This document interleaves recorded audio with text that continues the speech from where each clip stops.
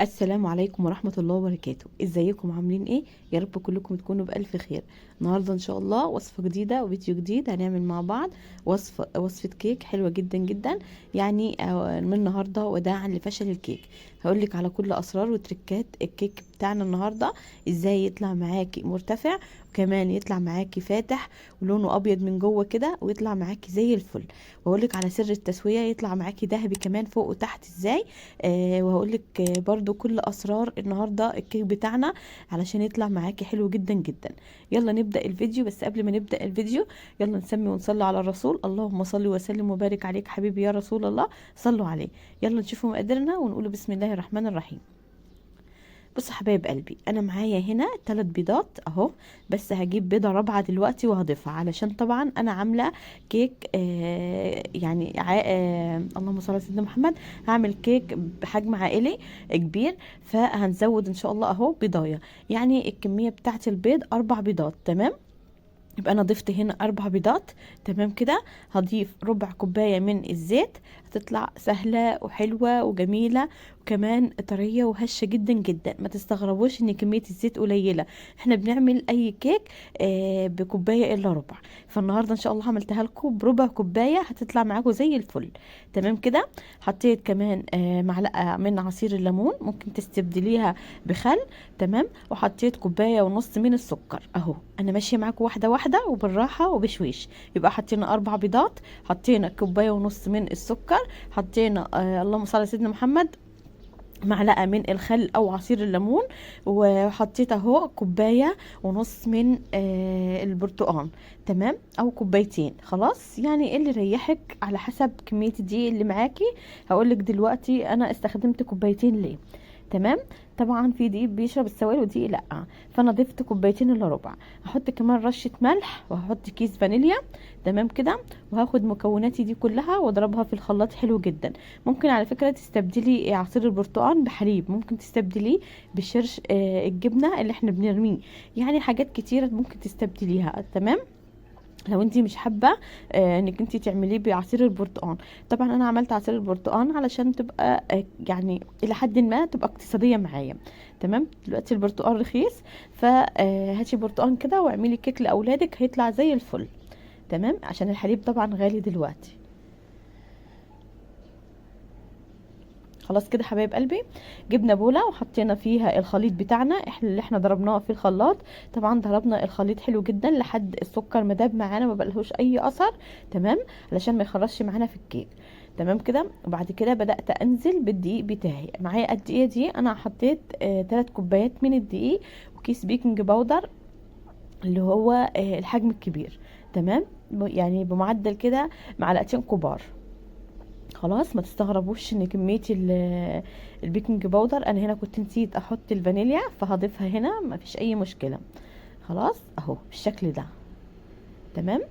ضيفيها مع البيض علشان تتضرب معاهم في الخلاط، لكن انا نسيتها فضفتها دلوقتي، ما عملتش معايا اي مشكله، تمام.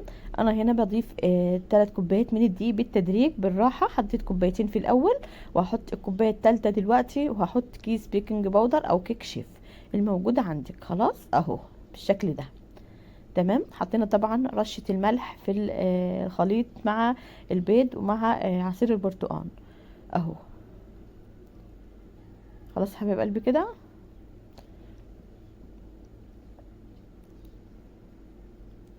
حطيت كل الخليط بتاعي كده، حطيت البيكنج باودر والدقيق، هبدأ كده اقلب، تمام اهو. حاولي تقلبي في اتجاه واحد علشان يطلع معاكي الكيك هش، والهواء اللي انت بتدخليه في الكيك بتاعك ما يخرجش من الكيك بتاعك. طبعا انا دي كنت ده نخلاه مرتين ودي المره الثالثه، تمام. كل ما بتنخلي الدقيق في اي في اي وصفه، يعني سواء كيك او معجنات او اي حاجه، بيطلع معاكي هش وطري وجميل جدا جدا. حاولي تنخلي الدقيق لان احنا في نخل الدقيق بندخل هواء للكيك بتاعنا او للوصفه بتاعتنا اللي احنا بنعملها، تمام. هقلب حلو جدا كده علشان مش عايزه اي اثر للدقيق، تمام اهو بالشكل ده. انا هنا كنت خلاص خلصت كده تقليب وبقى الخليط معايا زي الفل اهو بالشكل ده. حاجه كده ما شاء الله تحفه بجد تحفه. انا طبعا زي ما قلت لكم عامله 3 كوبايات من الدقيق، فعامله صينيه حلوه كبيره كده تكفينا كده وودي للحبايب منها. خلاص. هنا جبت الصينيه بتاعتي دهنها دهنه من الزبده او السمنه او اي ماده دهنيه عندك، وعفرتها بشويه دقيق كده، ونزلت بالخليط بتاعي اهو بالشكل اللي انتوا شايفينه ده. هبدا انزل الخليط بتاعي كله اهو علشان ابدا ادخلها الفرن واوريكم قد ايه الكيك بتاعنا هش وطري وعالي كمان شاهق الارتفاع، وكمان بسيط جدا، لا بياخد وقت ولا مجهود. يعني بشويه عصير برتقال كده هتعملي احلى كيك في الدنيا لاولادك. حلو جدا جدا. هنا انا بخبط الصينيه خبطتين حلوين كده علشان اخرج منها اي هواء نزل معايا في الكيك. خلاص تمام. انا هنا طلعت الصينيه بتاعتي دخلتها الفرن وطلعتها، طلعت بالشكل اللي انتوا شايفينه ده. هبدا اجيب مسحه من انا عندي شربات تقيل بتاع كنت عامله قطايف، فاخدت منه معلقتين كده وبدات ادهن كده الوش بتاع الكيك بتاعي. تمام. علشان ابدا كده اعمل لها اي كده ايه، اي شكل كده حلو جدا يغري الاولاد او يخليها شكلها جميل. طبعا هنحط ايه، هنحط معلقتين كبار من جوز الهند اللي انا محمراه على النار، مديها لون ذهبي كده وحلو بالشكل اللي انتوا شايفينه ده اهو. تمام. انا جبت كده معلقتين كبار من جوز الهند وحمرتهم كده بدون اي ماده دهنيه في الطاسه. بدات كده ياخدوا معايا لون، بدات اشيلهم وارشهم على الكيك بتاعي بقى بالشكل ده. بجد تحفه جميله جدا جدا.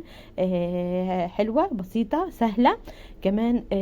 يعني بنحاول بقدر الامكان احنا نعمل حاجات اقتصاديه، علشان طبعا الاسعار اللي احنا فيها اليومين دول، الحليب اليومين دول غالي. فمش هنعمل كيك، لا هنعمل كيك لاني هنعمله بعصير البرتقال. عصير البرتقال اليومين دول البرتقال رخيص، فانتي حاولي انك انتي تجيبيه وتفرزيه لرمضان وتعمليه عصاير حلوه جدا جدا، وكمان مفيد جدا فيتامين سي.